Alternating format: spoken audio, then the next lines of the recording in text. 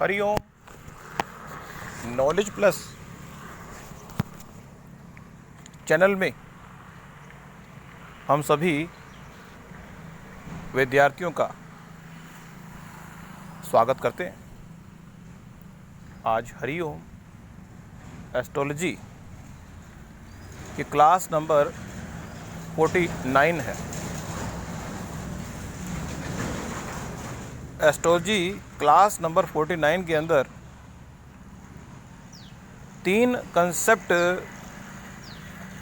को कंपाइल करने का प्रयास कर रहे हैं।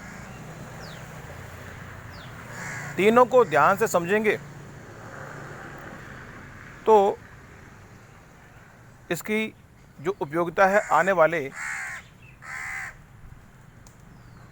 सेशन में हम देखेंगे। H1 से लेके H12 तक जो हाउसेस का कंसेप्ट है वो हमने हरिओम एस्ट्रोलॉजी की क्लास से सीख लिया।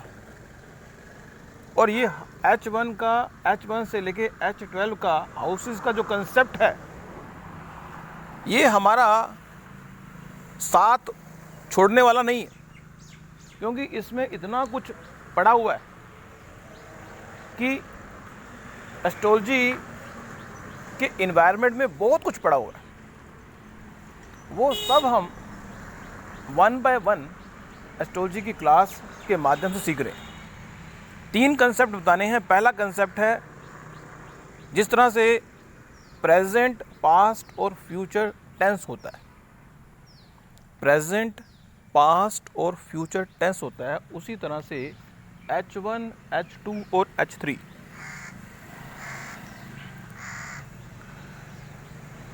को भी हम इस तरह से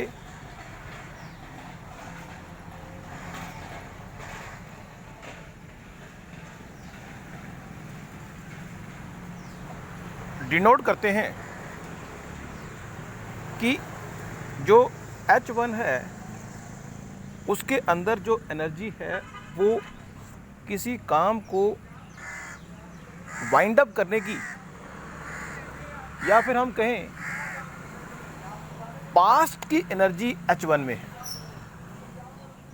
अब पास्ट की एनर्जी कैसे हम चेकआउट करें कि जल्दी से काम करके उसको पास्ट में कन्वर्ट कर देना।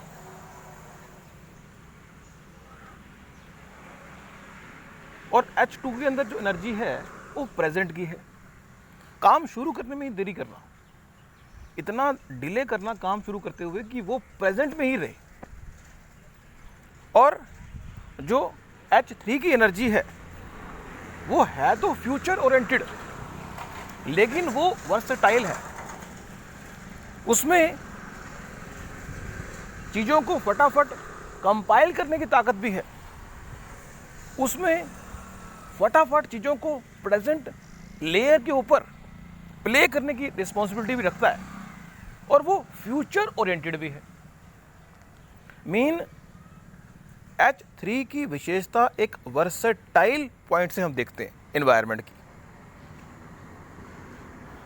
जो H1 है वो जल्दी से घटना को अंजाम देके उसको पास्ट में कन्वर्ट करता है। H2 है घटना को अंजाम देता ही नहीं। वो कहता है इतनी देर से घटना को अंजाम देंगे ताकि वो प्रेजेंट में लगे कि प्रेजेंट में हो रही है। और H3 क्योंकि वर्सेटाइल है, हाइब्रिड है, उसमें दोनों गुणों का समावेश है, वो डिपेंड करता है कि वो कैसा बिहेवियर करेगा। वो H1 की तरह बिहेव करेगा, H2 की तरह बिहेव करेगा, या फिर वो इंडिपेंडेंट कुछ अलग ही बिहेव करेगा। मीन्स वो फ्यूचर ओरिएंटेड की तरह बिहेव करेगा कि ये घटना फ्यूचर में हम घटित करेंगे। ये 3 एनवायरनमेंट हुए। इन्हीं एनवायरनमेंट को क्रोनोलॉजिकली हमें कैरी करना है। मीन्स 1, 4, 7 और 10, 1, 4, 7 और 10।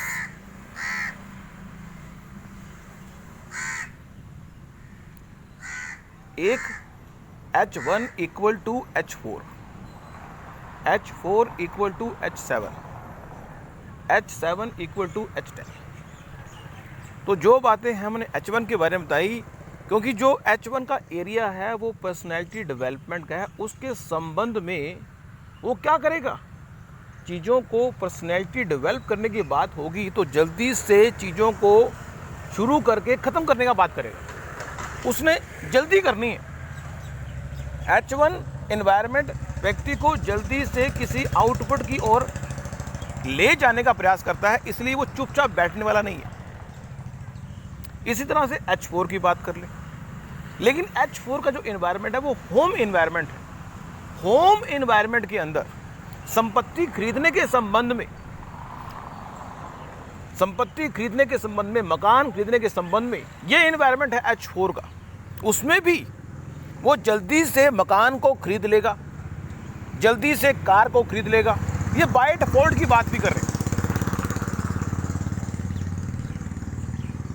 मतलब एक विचार है कि व्यक्ति बाय डिफॉल्ट जल्दी से मकान खरीदने की बात करता है, जल्दी से कार खरीदने की बात करता है। इसी तरह से H7 की बात कर ले। H7 जो है वो रिलेशनशिप है। रिलेशनशिप में जल्दी से चीज़ें स्टार्ट की और वाइंड अप की, रिलेशनशिप को पक्का किया,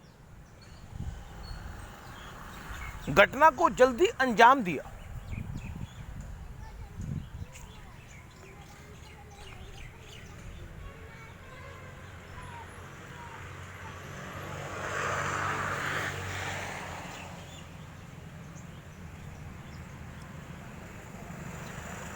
अब आगे हम देखें, वो है 10, H10, वो कर्म। जल्दी से कोई काम शुरू किया और उसको पास्ट की ओर धकेल दिया, जल्दी से कोई काम शुरू किया और उसको पास्ट की ओर धकेल दिया। हम H2 की बात करते हैं। H2 जो है वो है प्रेजेंट, काम को देर से शुरू करना, काम को देर से शुरू करना, लेकिन काम को ऐसे करना ताकि वो काम पत्थर की तरह बन जाए। बैंक बैलेंस को ऐसे क्रिएट करना कि बैंक बैलेंस पहले तो क्रिएट हो ना, और अगर हो तो लॉन्ग टर्म में बैंक बैलेंस बड़ा तगड़ा बन जाए। वो बैंक बैलेंस को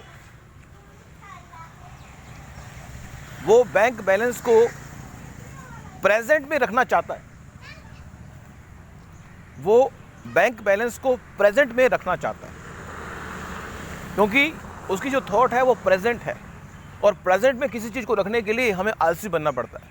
हमें वाइंड अप नहीं करना चीज़ों को, हमने चीज़ों को एक्सपेंड करना है, विस्तार करना है। इसीलिए कहते हैं H2 राशि वाला, वृष राशि वाला व्यक्ति चीज़ों को एक्सपेंड करने में बड़ा विश्वास करता है, वाइंड अप करने में विश्वास नहीं करता।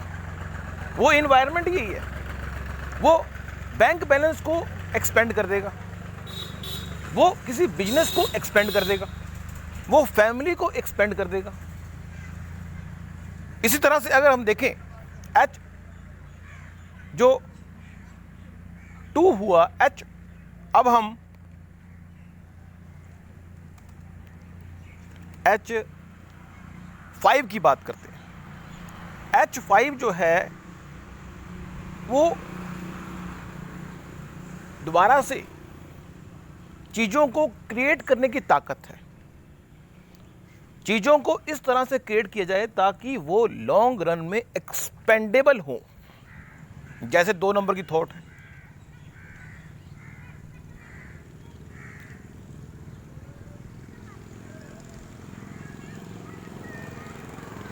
वो चीज़ों को क्रिएट ऐसे करता है ताकि उसके मन में ये होता है कि चीज़ें वाइंड अप करनी ही नहीं। वो कहता है कि मैं प्रेजेंट टेंस में जीना चाहता हूँ, मैं पास्ट में जाना चाहता ही नहीं। जिस तरह H2 का थॉट ये है कि चीज़ों को इस तरह से प्रोटेक्ट करना ताकि वो प्रेजेंट ओरिएंटेड रहे, वो प्रेजेंट में जीना चाहता है, वो पास्ट में और फ्यूचर में जाना चाहता ही नहीं। और H5 भी चीज़ों को क्रिएट करता है और कहता है कि वो प्रेजेंट में ही रहे। इसी तरह से H8 की अगर बात कर लें, H8 की अगर बात कर लें, H8 भी ये कहता है कि मैं, क्योंकि H8 इन्वायरमेंट इनहेरिटेंस का है। किसका है? इनहेरिटेंस का। कौन सा इन्वायरमेंट है? H8 इनहेरिटेंस का। वो कहता है मैं इनहेरिटेंस को प्रेजेंट में रखना चाहता हूं, मैं इनहेरिटेंस को प्रेजेंट में रखना चाहता हूं।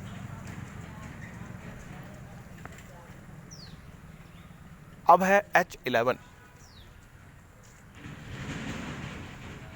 H11 की अगर बात करें तो वो एक ऐसी एनर्जी है जो लाभ की है। व्यक्ति लाभ को कभी छोड़ना चाहता ही नहीं। H1 जो है नेटवर्क सर्कल है। H1 नहीं, H11 नेटवर्क सर्कल है। वो नेटवर्क सर्कल को प्रेजेंट में रखना चाहता है। व्यक्ति कभी भी लाभ को पास्ट में और फ्यूचर में ले जाने का बात नहीं करता। इन्वेस्टमेंट हमेशा हमें प्रेजेंट के संदर्भ में जागरूकता देती है। उसकी थॉट प्रेजेंट ओरिएंटेड है, प्रेजेंट ओरिएंटेड थॉट है। वो कहता है प्रेजेंट में। तो हमने अब H1 को समझा, वो जल्दी से कोई चीज क्रिएट करेगा और उसको पास्ट में भेज देगा। H4 को कहा जल्दी से कोई चीज क्रिएट करेगा, क्योंकि उसका जो बिहेवियर है वो डायनेमिक बिहेवियर है। H1 का जो बिहेवियर है वो डायनेमिक है, H4 का जो बिहेवियर है वो भी डायनेमिक है। लेकिन H1 का जो बिहेवियर डायनेमिक है वो पर्सनैलिटी डेवलपमेंट के ऊपर है, और H24 का जो बिहेवियर है वो डायनेमिक तो है लेकिन संपत्ति के लिए है, हैप्पीनेस के लिए। और H7 का जो बिहेवियर डायनेमिक है वो रिलेशनशिप के लिए है, बिजनेस के लिए है, पार्टनरशिप के लिए है, अपोजिट व्यक्ति के लिए है। H10 का जो डायनेमिक सोच है वो कर्म के लिए है। वो कर्म को जल्दी से शुरू करके उसके उपयोगिता का लाभ लेना चाहता है, उसको पास्ट में करना चाहता है, पास्ट में करना चाहता है। अब अगर हम H2 की बात कर लें, वो प्रोटेक्शन है। इस संसार में जब भी कोई व्यक्ति कहता है कि मैं चीज को प्रोटेक्ट करना चाहता हूं, क्या करना चाहता हूं? प्रोटेक्ट। तो H2 प्रोटेक्शन है, H2 फैमिली की प्रोटेक्शन है, H2 पैसे की प्रोटेक्शन है, H2 उसके बिजनेस की प्रोटेक्शन है। यह प्रोटेक्शन है, और वो प्रोटेक्शन के लिए हमेशा प्रेजेंट इंडेफिनिट को, प्रेजेंट कॉन्टिन्यूस को, प्रेजेंट परफेक्ट को या प्रेजेंट परफेक्ट कॉन्टिन्यूस टेंस के माध्यम से उस एरिया की एनर्जी को प्रेजेंट में प्रोटेक्ट करना चाहता है। इसीलिए वो चीज़ों को एक्सपेंड करता है, और जब वो मरता है तो भी चीज़ें एक्सपेंड होती हैं, उसकी संभावना बहुत कम है। रेयर चांस है कि वो वाइंड अप करके चीज जाएगा, वो एक्सपेंड करके चीज जाएगा, लेकिन प्रोटेक्ट करके जाएगा। इसलिए जो आने वाली पीढ़ी होगी वो उसको संभाल ले। क्योंकि हमने H2 के बारे में ये भी बताया था कि H2 चीज़ों को मेंटेन करने में बड़ा अच्छा है। चलो उस बात को छोड़ देते हैं हम, वो आपने पिछली टॉक में सुन लिया होगा। अब हम बात करते हैं H6 की। H6 जो है वो भी एक प्रोटेक्शन है, वो सर्विस की प्रोटेक्शन है। किसकी? सर्विस की प्रोटेक्शन। मींस H6 जो है रूटीन की प्रोटेक्शन है।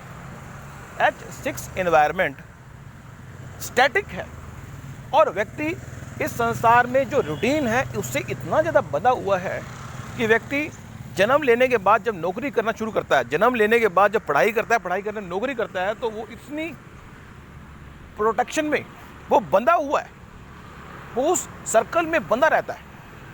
और अगर उस सर्कल से वो बंधा रहेगा तो उसको पता नहीं लगेगा कि कब उसने जन्म लिया, कब उसने पढ़ाई की और कब उसकी रिटायरमेंट होगी। ये एक सर्कल है, बंधा हुआ, बाउंडेशन है, सर्विस की बाउंडेशन है, नौकर चाकर की बाउंडेशन है। लेकिन बिहेवियर क्या है?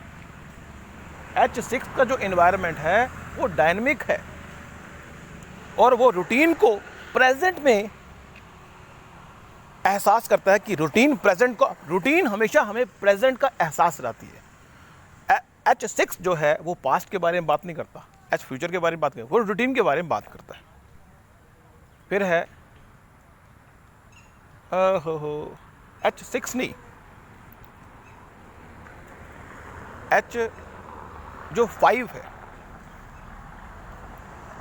H5 के बारे में हम बात कर रहे थे, हमने थोड़ा H6 के बारे में नहीं, H5 के बारे में। H जो 5 है वो चीज़ों को क्रिएट करने की, आई एम एक्सट्रीमली सॉरी कि हम फ्लो में ये जानकारी गलत दे दी हमने आपको कि H जो 6 है उसके बारे में बात नहीं करी, H5 के बारे में बात कर रहे थे। H2 है और H5 है। H5 की जो एनर्जी है वो भी एक डायनेमिक एनर्जी है, चीज़ों को क्रिएट करना चाहता है, लेकिन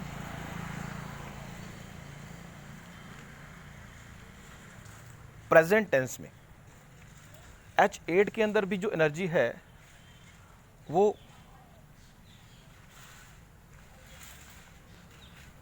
ना जैसा कि हमने बताया आपको, H1, H4, H7, H10 ये एनर्जी जो है वो डायनेमिक है।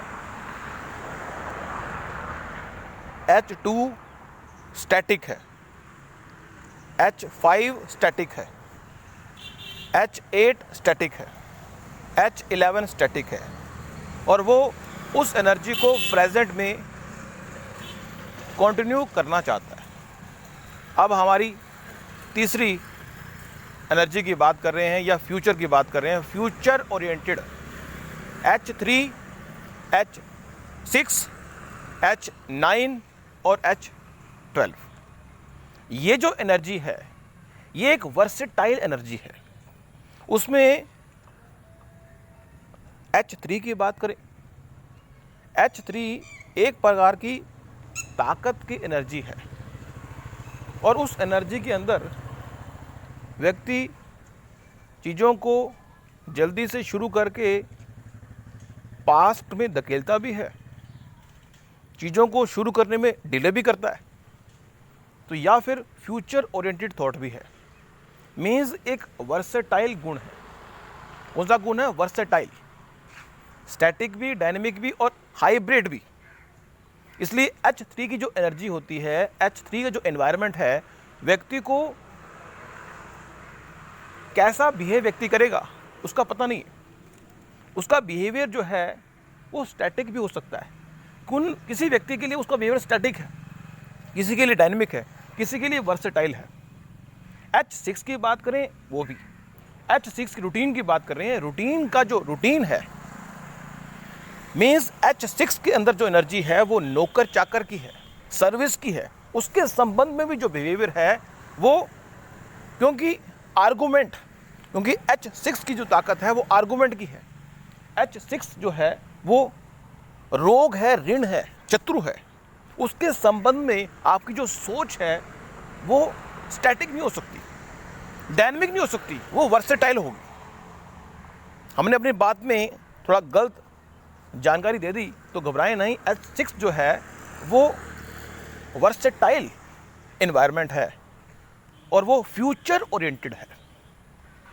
अपनी टॉक में हम बता चुके हैं, वैसे टॉक लंबी हो रही है, घबराएं नहीं, टॉक सुनते रहें। अभी हमारे 2 टॉपिक पढ़े हैं, हमने पहले टॉपिक को भी कवर किया भी और पूरा नहीं हुआ अभी। H6 के बारे में बात कर रहे हैं। टॉपिक को लंबा करने का हमारा कोई उद्देश्य नहीं है, बात को हम बताना चाहते हैं, इसी टॉक में हम वाइंड अप भी करेंगे बात को। तो H6 जो है वो वर्सेटाइल है और फ्यूचर ओरिएंटेड पॉइंट से चीज़ों को एग्जीक्यूट करना चाहता है। अगर कोई भी प्लैनेट H6 में आएगा तो वो फ्यूचर ओरिएंटेड पॉइंट से या पास्ट ओरिएंटेड पॉइंट से या प्रेजेंट ओरिएंटेड पॉइंट से, तीनों पॉइंट ऑफ व्यू से चीज़ों को H6 एनवायरनमेंट में एग्जीक्यूट करना चाहेगा। H9 की बात करें, H9 की जो एनर्जी है वो धर्म की रूल और रेगुलेशन की एनर्जी है। और धर्म की रूल रेगुलेशन की जो एनर्जी है वो प्रेजेंट ओरिएंटेड भी हो सकती है, पास्ट ओरिएंटेड भी हो सकती है और फ्यूचर ओरिएंटेड भी हो सकती है। तो H9 का एनवायरनमेंट जो है फिलॉसफी का है, धर्म का, रिलीजन का, इथिक्स का है, मंदिर है, मंदिर के बारे में, गुरुद्वारे के बारे में जो थॉट्स हमारी होती है उसके बारे में है।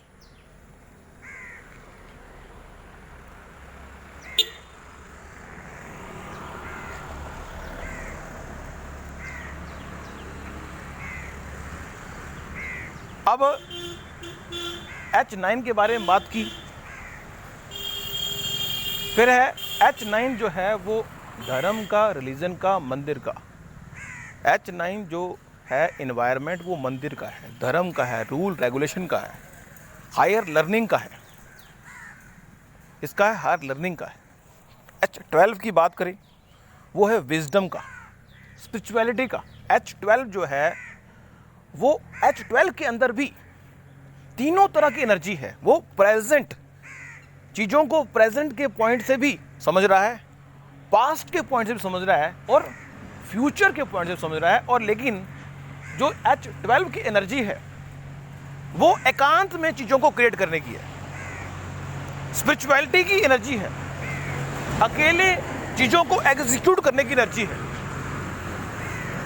सोने की एनर्जी है, स्लीपिंग एनर्जी है, वर्किंग बिहाइंड द सीन की एनर्जी है, विदेश में बसने की एनर्जी है।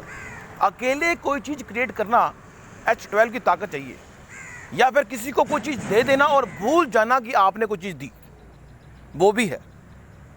Give and forget you give someone. आपने कोई चीज़ किसी को दी और भूल गए कि उसकी अकाउंटिंग भी करनी है। मीन्स आप किसी संस्था के अकाउंटेंट हैं और आपने किसी व्यक्ति को पैसे दिए और आप भूल गए कि पैसे दिए, रिकॉर्ड ही नहीं किए। जब आपने रिकॉर्ड नहीं किए तो आगे अप्रूव ही नहीं है, तो अब उससे आप डिमांड नहीं कर सकते। इमोशनल लेवल पर, फीलिंग लेवल पर आप वो दे दे, आपको अलग बात है, लेकिन रिकॉर्ड करना जरूरी है। इसी तरह से जो H12 है वो ऐसी एनर्जी है। अब हम दूसरे पॉइंट पे आ रहे हैं।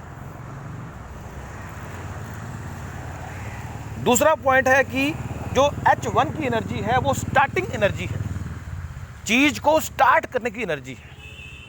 किसी चीज को स्टार्ट करना हो तो H1 को कह दो, स्टार्ट कर देगा वो।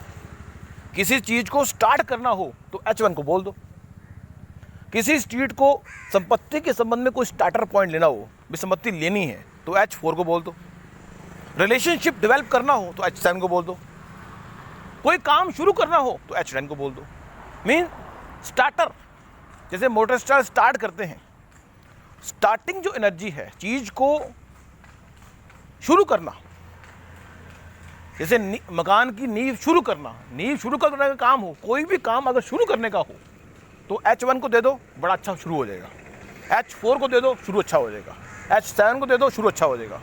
H10 को दे दो, शुरू अच्छा हो जाएगा। लेकिन अगर काम स्पेसिफिक हो, पर्सनैलिटी डेवलपमेंट का हो, तो H1 को दे दो। मान लो अगर बैंक बैलेंस में खाता खुलवाने का हो तो भी H1 को दे सकते हैं आप, क्योंकि वो स्टार्टिंग जो एनर्जी है वो उसके पास है। लेकिन बाय डिफॉल्ट H1 के पास जो एनर्जी है स्टार्टिंग की, वो पर्सनैलिटी को डेवलप करने की है।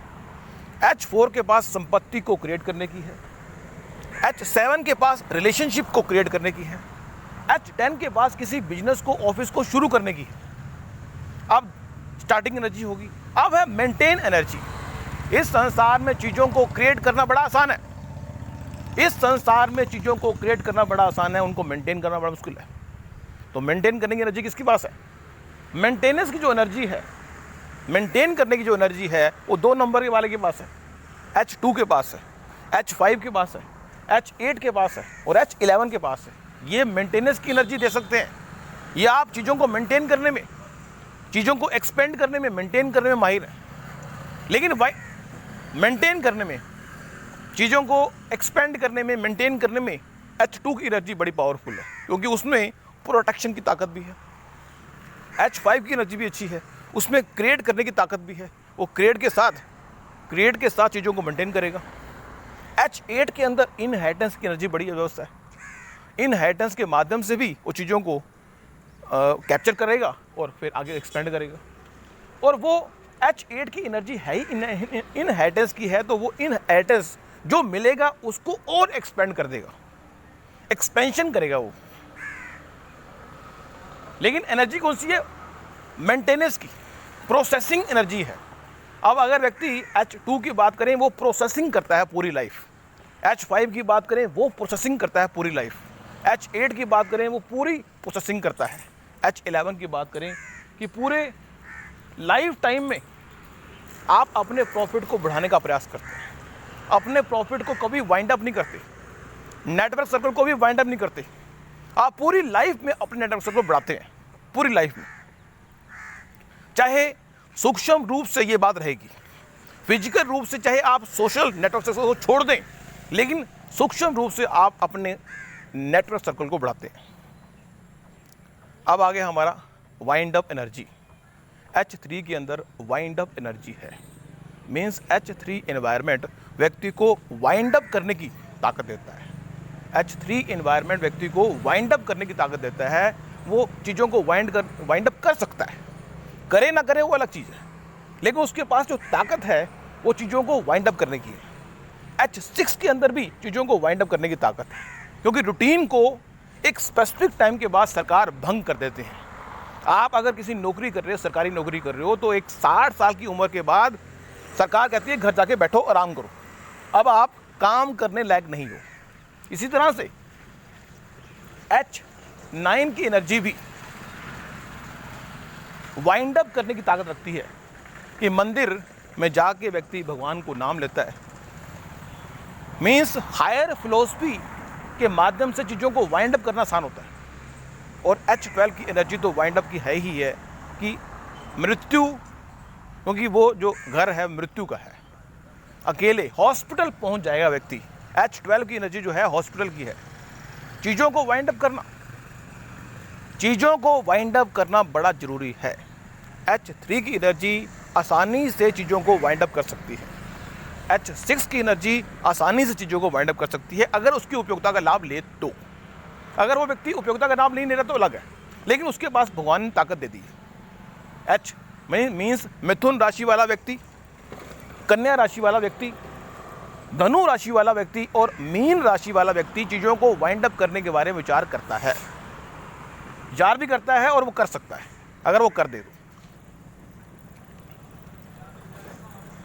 अब तीसरा एस्पेक्ट बता रहे हैं।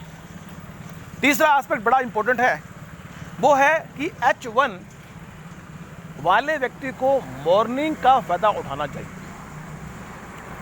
क्योंकि H1 की जो एनर्जी है वो पॉजिटिव है। और जो 4 है, H4 वाले व्यक्ति को भी मॉर्निंग का फायदा उठाना चाहिए। मीन्स H1, H4, H7 और H10 ये मॉर्निंग एनर्जी है। मीन्स अगर कोई मेष राशि वाला व्यक्ति आपसे मिलने आता है तो उसको हम ये कह सकते हैं कि आप अपने मॉर्निंग का टाइम यूटिलाइज करें। अगर कर्क राशि वाला व्यक्ति आता है उसको भी कहें कि आप अपने मॉर्निंग के टाइम को यूटिलाइज करें।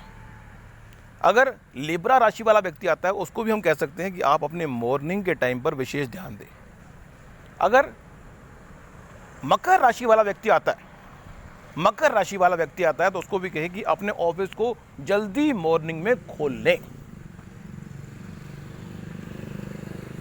तो एनर्जी H1 के अंदर मॉर्निंग की, H4 के अंदर मॉर्निंग की, H7 के अंदर मॉर्निंग की, सुबह की।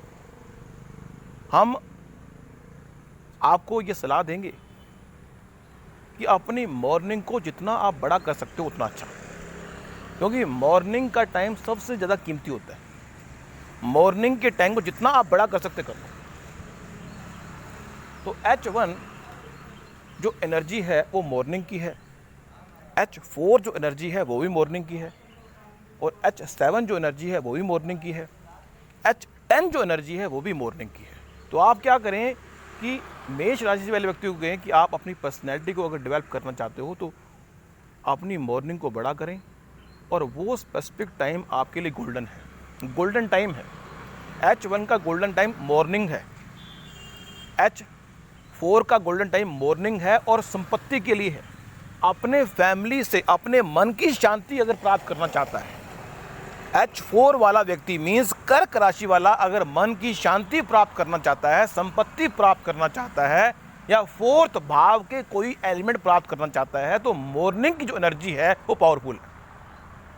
अब आगे हमारा H7 जो है रिलेशनशिप है।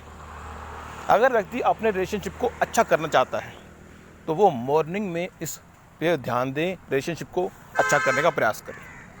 You have to give time what you want in your life. इस संसार में यदि आप किसी चीज़ को प्राप्त करना चाहते हो, ये रूल है, इस संसार में यदि आप रिलेशनशिप को अच्छा करना चाहते हो तो निश्चित रूप से आपको मॉर्निंग के टाइम को यूटिलाइज करना होगा। अब आ गया H10 कर्म। कर्म में अच्छी उपलब्धि प्राप्त करनी हो और मकर राशि वाले व्यक्ति को आपसे मिले तो आप कह सकते हैं मॉर्निंग के टाइम को यूटिलाइज करो। आप मॉर्निंग में जल्दी ऑफिस खोला करो, या मॉर्निंग आपके कर्म को विकसित करने का आसान तरीका है। मॉर्निंग आपके कर्म को विकसित कर देगा, मॉर्निंग आपके कर्म को विकसित कर देगा, इसलिए मॉर्निंग पे ध्यान दो। अब अगला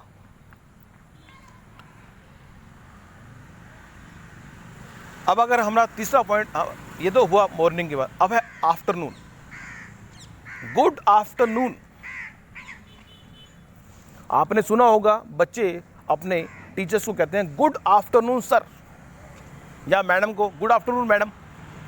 तो गुड आफ्टरनून जो है 2, 5, 8 और 11 मीन्स अगर कोई व्यक्ति वृष राशि वाला व्यक्ति है तो दोपहर का टाइम उसको यूटिलाइज करना चाहिए। ये एस्ट्रोलॉजी की विचारधारा है।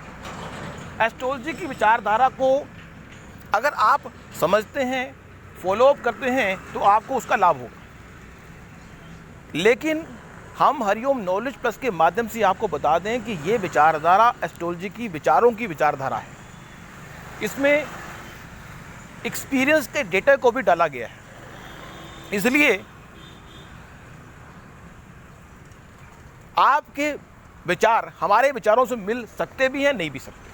लेकिन अगर आपको एस्ट्रोलॉजी के बारे में कुछ नहीं पता तो हम ये बाउंड करेंगे कि आप हमारे विचारों को माने और समझें। यदि आप एस्ट्रोलॉजी में कुछ बड़ी उपलब्धि प्राप्त करना चाहते हैं तो आपको ये समझना पड़ेगा और फिर आप रियलाइज़ करेंगे कि ये चीज़ बिल्कुल सही है। अब हम बात करते हैं H2, H5, H8, H11।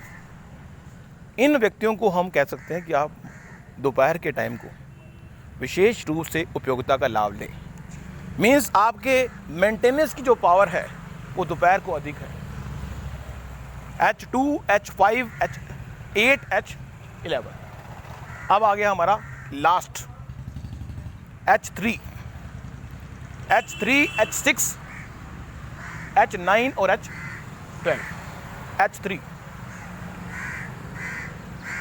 H3 जो एनर्जी है वो कम्युनिकेट करने की एनर्जी बड़ी अच्छी है।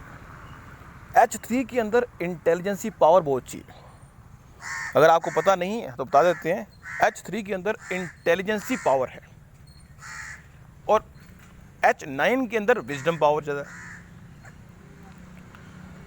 व्यक्ति अच्छा कम्युनिकेटर है, व्यक्ति समझदार है। अब समझदार और कम्युनिकेटर की लड़ाई हो तो कौन जीतेगा?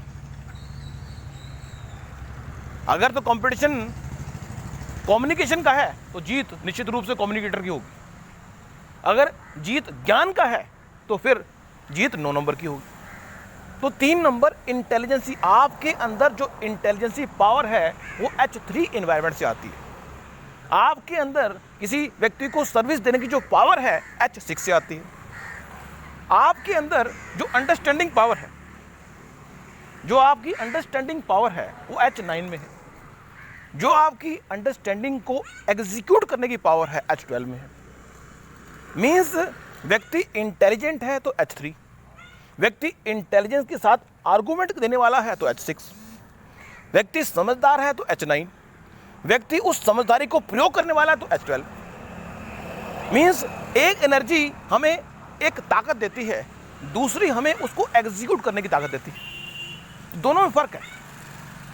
तो यहाँ पे हम ये एक्सप्लेन करने के लिए बात नहीं कर रहे थे, हम सिर्फ बोल रहे थे कि H3 इवनिंग की एनर्जी है, H3 इवनिंग की एनर्जी है, H6 इवनिंग की एनर्जी है, H9 इवनिंग की एनर्जी है, H12 इवनिंग की एनर्जी है। तो H3 को, H6 को, H9 को और H12 को हम इवनिंग टाइम को यूटिलाइज करने की सलाह दे सकते हैं। तो ये H1 से लेके H12 जो है एक प्रकार की राशियां हैं। यदि आपको नहीं पता तो हम बता रहे हैं लास्ट में, लेकिन हमारी टॉक को आपने अगर ध्यान से सुना होगा, हमारी पिछली टॉक को भी सुना होगा, क्योंकि हमारी बात को समझने के लिए आपको एस्ट्रोलॉजी के हर लेक्चर को समझना तो पड़ेगा ही।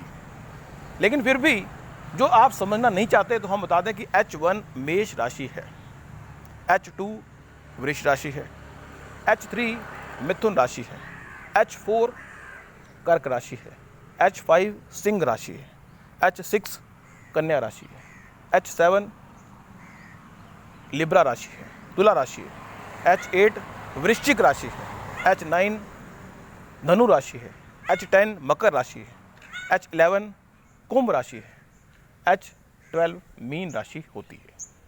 तो आज की एक लंबी टॉक हो गई और इस टॉक में हमने ये 3 बड़े ज़बरदस्त रहस्य आपको बताए। Thank you so much for listening and supporting. ये हमारी एस्ट्रोलॉजी क्लास नंबर 49 बड़ी ज़बरदस्त टॉक हो गई है। इस टॉक में काफ़ी रहस्य हमें हरिओम नॉलेज प्लस के प्लेटफॉर्म से सीखने को मिले हैं। Thank you so much for listening and supporting always Hariom knowledge plus. Hariom knowledge plus channel में हम सभी विद्यार्थियों का स्वागत करते हैं। आज हरिओम एस्ट्रोलॉजी की क्लास नंबर 49 है। एस्ट्रोलॉजी क्लास नंबर 49 के अंदर 3 कंसेप्ट को कंपाइल करने का प्रयास कर रहे हैं। तीनों को ध्यान से समझेंगे तो इसकी जो उपयोगिता है आने वाले सेशन में हम देखेंगे। H1 से लेके H12 तक जो हाउसेस का कंसेप्ट है वो हमने हरिओम एस्ट्रोलॉजी की क्लास से सीख लिया। और ये H1 से लेके H12 का हाउसेस का जो कंसेप्ट है ये हमारा साथ छोड़ने वाला नहीं है, क्योंकि इसमें इतना कुछ पड़ा हुआ है कि एस्ट्रोलॉजी के इन्वायरमेंट में बहुत कुछ पड़ा हुआ है।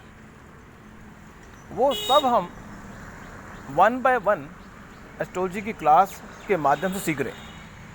3 कंसेप्ट बताने हैं। पहला कंसेप्ट है जिस तरह से प्रेजेंट, पास्ट और फ्यूचर टेंस होता है, प्रेजेंट, पास्ट और फ्यूचर टेंस होता है, उसी तरह से H1, H2 और H3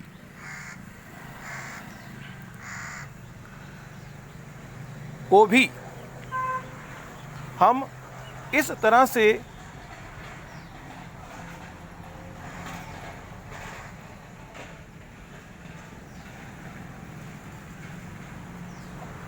डिनोट करते हैं